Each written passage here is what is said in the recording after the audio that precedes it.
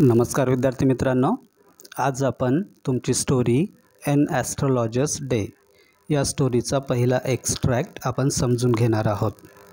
ही story तुम्हाला पूर्ण story एकाच वेळी समजून घ्यायची असेल तर नवनीत पब्लिकेशनच्या डायजेस्टमध्ये पेज नंबर 8वर याचं मराठी भाषांतर दिलेलं आहे, ते तुम्ही वाचू शकता।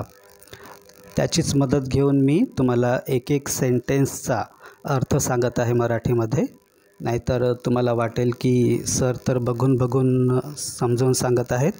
असं काही नाही आहे।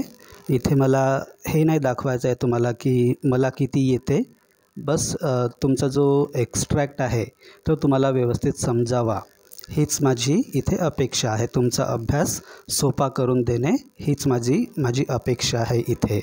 तर चला आपण सुरुवात करूया। Punctually at midday, he opened his bag and spread out his professional equipment, which consisted of a dozen cowrie shells, a square piece of cloth with obscure mystic charts on it, a notebook, and a bundle of Palmyra writing. आता बघा याचा अर्थ काय होते। जो मी मराठीमध्ये अर्थ सांगत आहे त्या अर्थावरून तुम्ही या कठीण शब्दांचे अर्थ समजून घ्या। जरी तुम्हाला एखाद्या पूर्ण एक्स्ट्रॅक्टमध्ये पूर्ण स्टोरीमध्ये एखाद्या लाईनचा अर्थ तरी समजला नाही, हे भाषांतर ऐकूनही, तरी तुम्ही मला लाईव्ह क्लासमध्ये त्या लाईनचा वर्डचा अर्थ तुम्ही विचारू शकता, ठीक आहे। हे डायरेक्ट पूर्ण सेंटेन्सचा अर्थ सांगण्यामागे एकच उद्देश आहे की व्हिडिओ थोडा शॉर्ट आणि स्वीट व्हावा। पाल्हाड म्हणजे जास्त डिटेल्स मला बोलण्याची गरज पडू नये आणि बोरिंग होऊ नये हा व्हिडिओ, म्हणजे प्रत्येक व्हिडिओ यानंतरचे हाच उद्देश आहे, ठीक आहे। तर बघा पुन्हा एकदा। Punctually at mid day he opened his bag and spread out his professional equipment, which consisted of a dozen cowrie shells, a square of piece cloth with obscure mystic charts on it, a notebook, and a bundle of Palmyra writing. याचा अर्थ बघा। एके दिवशी दुपारी नित्यनेमाप्रमाणे त्याने आपली झोळी उघडली आणि आपल्या व्यवसायाची सर्व साधनसामग्री बाहेर काढून समोर मांडली। त्यात होते डझनभर कवड्यांचे शिंपले, धूसर गूढ आकृत्या काढलेला कापडाचा एक चौकोनी तुकडा, एक वही आणि एक ताडपत्रांवरील लिखाणाचे bundle. His forehead was resplendent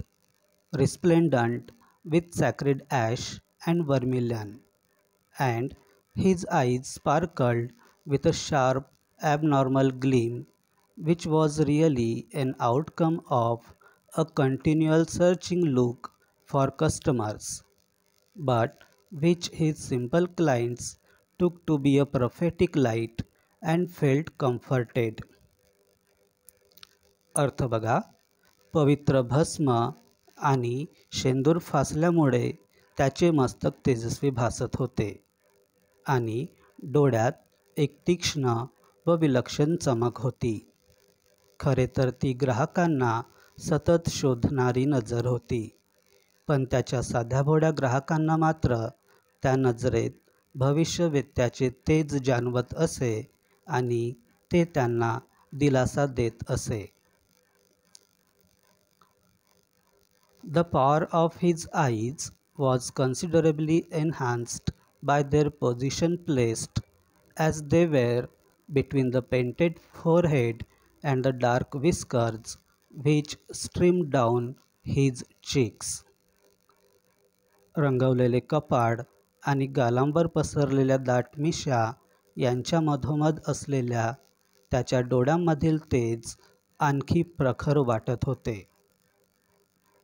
Even a half-wit's eyes would sparkle in such a setting. अर्थात एखाद्या वेडसर व्यक्तीचे डोळे देखील अशा कोंदणात तेजस्वी वाटले असते. To crown the effect, he wound a saffron-colored turban around his head. जणू आणि जणू या सर्वांचा परिणाम अधिक खुलावा म्हणून की काय, त्याने डोक्यावर भगव्या रंगाचा फेटा बांधला होता. This color scheme never failed. ही रंगसंगती कधीही फिकी पडत नाही. People were attracted to him as bees are attracted to cosmos or dahlia stalks. Dahlia किंवा कॉस्मॉसच्या फुलांकडे जशा मधमाशा आकर्षित होतात, तसे लोक त्याच्याकडे आकर्षित होत असत. He sat under the boughs of a spreading tamarind tree, which flanked a path running through the town hall park. Town hall पार्कच्या रस्त्याच्या कडेला अस्ताव्यस्त पसरलेल्या चिंचेच्या वृक्षाच्या फांद्याखाली तो बसत असे. It was a remarkable place in many ways. अनेक गोष्टींमुळे त्या जागेला खास महत्त्व होते.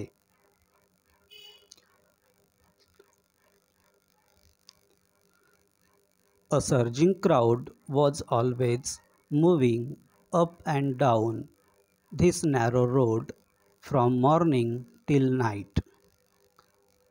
सकाळपासून रात्रीपर्यंत त्या अरुंद रस्त्यावर अमाप गर्दी ओसंडून वाहत असे. A variety of trades and occupations was represented all along its way. रस्त्याच्या दोन्ही बाजूंना अनेकविध प्रकारचे व्यवसाय आणि उद्योगधंदे चालत असत. Medicine sellers, sellers of stolen hardware and junk, magicians, and above all an auctioneer of cheap cloth, who created enough din all day to attract the whole town. औषधांची दुकाने, चोरलेल्या लोखंडी वस्तू व भंगार वस्तूंचे विक्रेते, जादूगार आणि त्यात भर म्हणजे स्वस्त कपड्यांचा लिलावही तेथे चाले. त्यामुळे संपूर्ण शहरातून दिवसभर प्रचंड गर्दी त्या रस्त्यावर लोटत असे. Next to him in vociferousness came a vendor of fried groundnut, who gave his ware a fancy name each day, calling it Bombay ice cream one day, and on the next Delhi almond, and on the third Raja's delicacy, and so on and so forth. त्याच्या शेजारी मोठ्याने ओरडत बोंबाबोंब करीत एक जण तळलेले शेंगदाणे विकत असे. तो रोज त्याच्या मालाला वेगवेगळी मजेशीर नावे देत असे. एखाद्या दिवशी तो त्यांना बॉम्बे आईस्क्रीम म्हणे, तर दुसऱ्या दिवशी दिल्ली बदाम आणि तिसऱ्या दिवशी राजाची खास मेजवानी अशा विविध नावांनी संबोधत असे आणि लोकही त्याच्याकडे गर्दी करीत असत.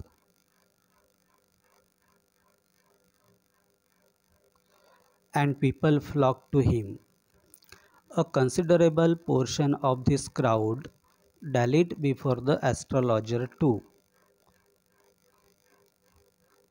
यातली बरीचशी गर्दी ज्योतिषापाशीही रेंगाळत असे. इथे आपला पहिला एक्स्ट्रॅक्ट संपलेला आहे. पुन्हा व्हिडिओ बघा आणि प्रत्येक सेंटेन्सचा आणि वर्ड्सचा अर्थ समजून घ्या.